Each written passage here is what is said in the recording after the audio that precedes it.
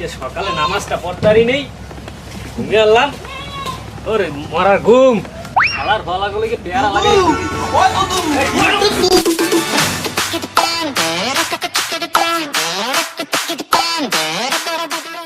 আরে দুদু কি হইছে? কাল গোবরে হইছে আপনি কি? কুরবানি দেবেন?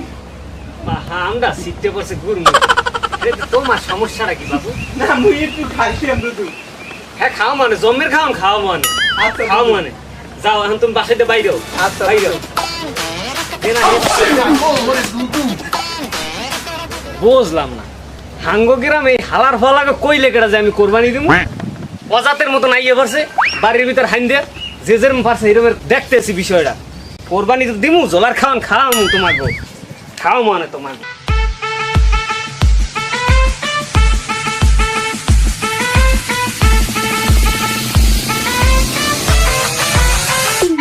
এ বেটা তোরা বাক্য বুকে টাহাবো দিবি না নাকি?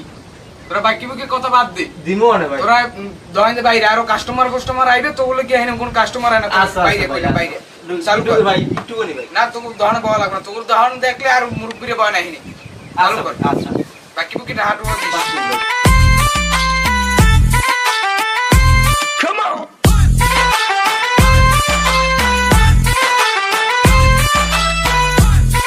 এবার দাঁড়া, তোরা কি এসে সব দিয়ে আয়?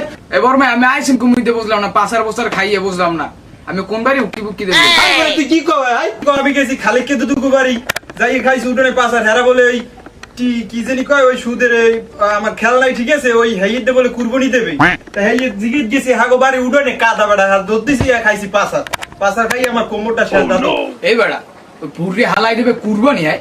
এই আমার কোনোদিন একটা মনে কর মুদ্র সব দিয়ে খাওয়াই নাই, হালাই দেবে কুরবানি তো মনে হয়? হ্যাঁ বড়া দিতেও পারে বড়া। আর এ বলে কি কোরবানি দিয়ে বলে ইন্টারেস্ট দিয়া, হ্যাঁ শুনলাম তো, দেখতে বোঝাইয়া বুঝো, থাক আমরা যাই।